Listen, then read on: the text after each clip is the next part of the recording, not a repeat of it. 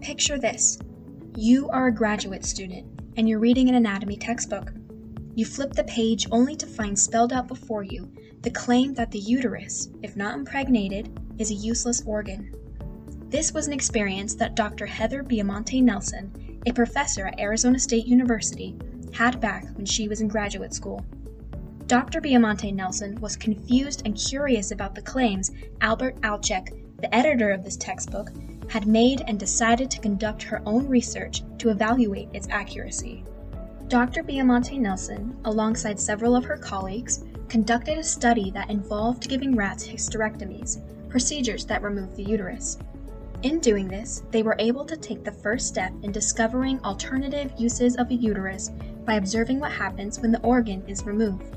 The rats in the experiment were assigned to 4 treatment groups: intact uterus and ovaries, removed uterus, or removed ovaries and uterus. The rats were placed in mazes that tested spatial awareness through the use of platforms.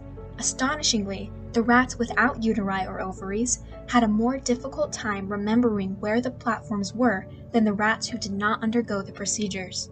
Their experimental observations are consistent with symptoms reported by people following the removal of their own uteri.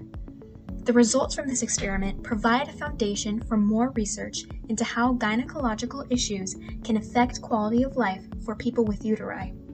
Dr. Biamonte Nelson's study isn't the only one that supports this theory either. A study by Walter Roca and his team also showed that hysterectomies and oophorectomies increase the risk of dementia, further supporting the hypothesis that the uteri and ovaries are related to memory retention. With the emergence of this evidence, we can conclude that the unpregnant uterus is not in fact dormant, but misunderstood. So sure, this one textbook was wrong about the uterus being useless.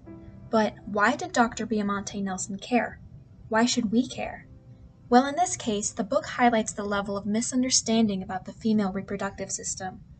It suggests that patients and even doctors didn't know to account for post-hysterectomy memory problems or dementia risk. However, this is only one example in a larger reproductive health problem. The ignorance of the function of the uterus, the ovaries, and the rest of the female reproductive system has impacted the efficacy of women's medical treatment. The discriminatory topics of research show that there's little to no understanding of how to treat many female reproductive health-related conditions despite the enormous commonality. A good example of this is endometriosis. Endometriosis is a condition where the tissue that lines the uterus grows on the outside instead of the inside. This painful condition can be mediated with hormones or surgery, but there's still no cure, and most researchers aren't looking for one. There is little effort being made to eradicate all too common issues with the female reproductive system, such as endometriosis. Meanwhile, millions of dollars are being funneled into research for the male reproductive system to create drugs like Viagra. Research is often conducted on males and generalized to females. This traditional male model of medicine has contributed to a medical environment where women's complaints and symptoms are often dismissed. In a statistical analysis and collection of interviews about misdiagnosis conducted by Jessica Thompson and Denise Blake, it was shown that women in the United Kingdom, Germany, New Zealand, and Brazil are 30 to 75% more likely to be misdiagnosed for illnesses that equally affect women and men, while female-specific illnesses take an average of 7 years to be successfully diagnosed. The interviewed women all came to the consensus that their prolonged diagnoses came about due to self-advocacy, in that they did research, asked for tests, and saw specialists on their own because they were met with cynicism and dismissed as naive from medical professionals. Women, much more often than men, are first diagnosed with a psychological illness and are limited by the hysteria bias, the idea that it's all in your head. Medical minorities are also hit particularly hard by this dismissal within the medical community.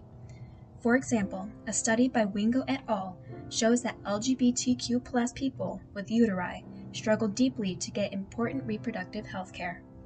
In a meta-analysis by Ismat et al., there is evidence that shows that disease outbreaks correlate with significant declines in sexual and reproductive health care in poorer communities, another medical minority. In many large-scale medical crises, like the COVID-19 pandemic, sexual and reproductive health services are often put on the back burner. So, there's a lot wrong with the current state of reproductive health, but what can we do to fix that? The Lancet, a peer-reviewed European medical journal, acknowledges the reproductive healthcare gap and calls for more sex-specific analysis in medical research to help improve treatment.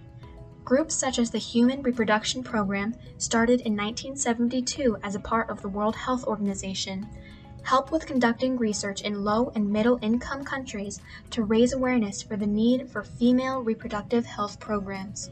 Such programs would focus on what women are wanting from research. Most female reproductive research revolves around fertility, but according to an observational study conducted by Pandy et al., many women are interested in topics other than fertility, such as the psychological effects of menopause, endometriosis, and vaccinations. The same study concludes that many people with uteri are willing to get involved in medical research to help lessen research gaps and improve general knowledge of female reproductive care. Ultimately, we are the future of medical research. We can all be like Dr. Bimante Nelson.